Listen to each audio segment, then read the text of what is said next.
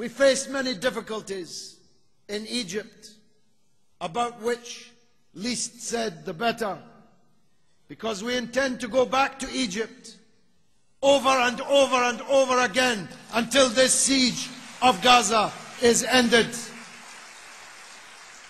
And on the 6th of December, in just a few weeks' time, we will leave London again with a British and American convoy of aid. We hope it will be 500 vehicles long, 5 miles long, driving through Europe and Turkey and Syria and Jordan and Egypt until we arrive in Gaza. And I hope Malaysia will be represented on that convoy. I hope the name of Malaysia can be present somehow on that convoy. But the reason we're having to do this, and they're all just drops in the ocean, is because the international community continues to punish the victims of terrorism and reward the perpetrators of terrorism in the form of the State of Israel, a country which has broken more international laws than all the countries of the world put together, and yet which is greeted with a red carpet whilst its victims are called terrorists. The last time I spoke here, I told you about St. Augustine and his description of the encounter between Alexander the Great and a pirate. Ordering the pirate to halt, Alexander demanded, "How dare you terrorize these waters as a thief?" And the pirate answered, "How dare you terrorize the whole world? You who can call yourself an emperor and can call other men as you please." That's the world order that we have today. Those who call themselves emperors invent their own laws and invent their own permissions to bring death and war and devastation and siege and sanction and occupation upon others. And that's what we have to change. In Lebanon, in 2006, Israel, for the umpteenth time, launched yet another invasion, yet another occupation of a neighboring Arab country. Again, they used banned and illegal weapons. They destroyed the economy of Lebanon. They destroyed deliberately all the bridges, the schools.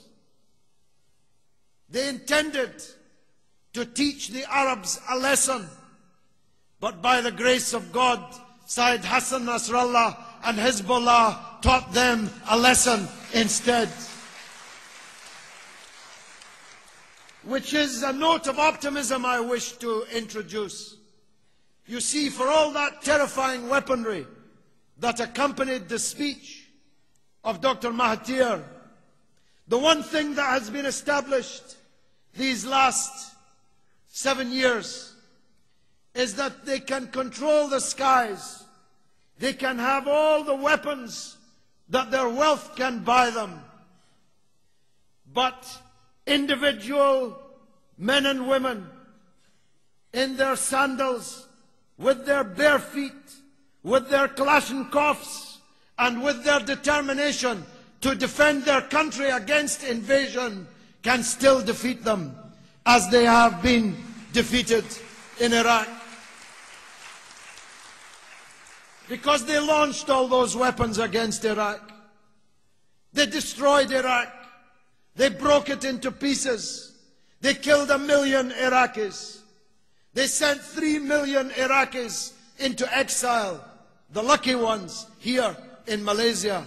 The unlucky begging on the streets of Amman in Jordan for the means of staying alive. They broke Iraq. But they did not break the resistance of the Iraqi people, which continues until this day and will continue until victory. But the last of my 4 examples that I have time to give relates in a way to the big picture. As we saw on the film accompanying the speech, These powerful countries, including my own, are powerful and have vetoes in the United Nations because they possess the ultimate weapon of mass destruction. They who possess thousands of nuclear weapons are busily threatening Iran, which doesn't have any nuclear weapons, with sanction and with potential invasion and occupation. Iran, according to al-Baradei, the head of the IAEA, whose job it is to police these matters, has no nuclear weapons. There is no evidence that she is trying to produce a nuclear weapon, according to al-Baradei, yet she is under threat. Whilst Israel has hundreds of nuclear weapons, illegally acquired, undeclared, subject to no treaty for having no declared nuclear weapons, Israel declines to sign the Non-Proliferation Treaty. Yet, not only unsanctioned goes Israel, but endlessly rewarded with new weapons, new monies, new diplomatic and political honors and support. What kind of message is this to the world? After all, and by the way, I'm against nuclear weapons.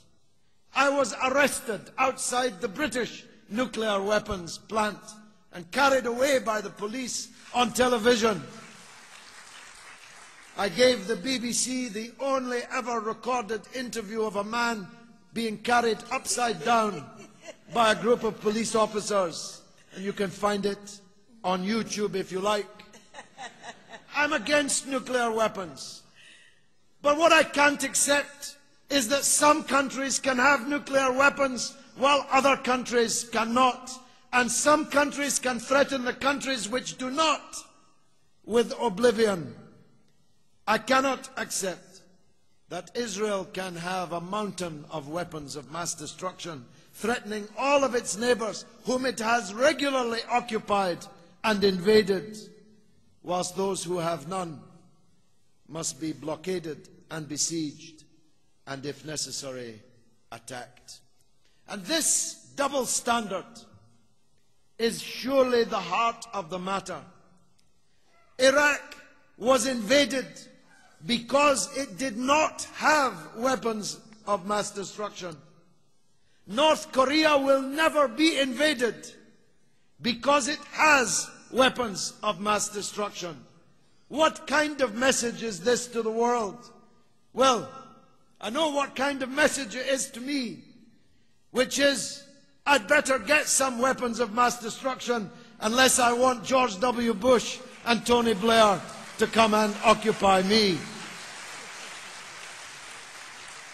Which is the opposite direction to the direction which we should be traveling. These hypocrites, not Democrats, these hypocrites, this hypocrisy, not democracy, must be our target. Dr. Mahathir was necessarily and objectively, correctly pessimistic if we will truly be able to call these hypocrites and these war criminals to account, at least in our lifetime. And he's right about that. The structure and the realities of world power and world politics make it unlikely. But I tell you this, when that Iraqi journalist, Muntadar al-Zaidi, took off his shoes and threw them at the head of George W. Bush, and then took off his second shoe and threw it at the head of George W. Bush, he was speaking for billions of people around the world when he denounced this criminal.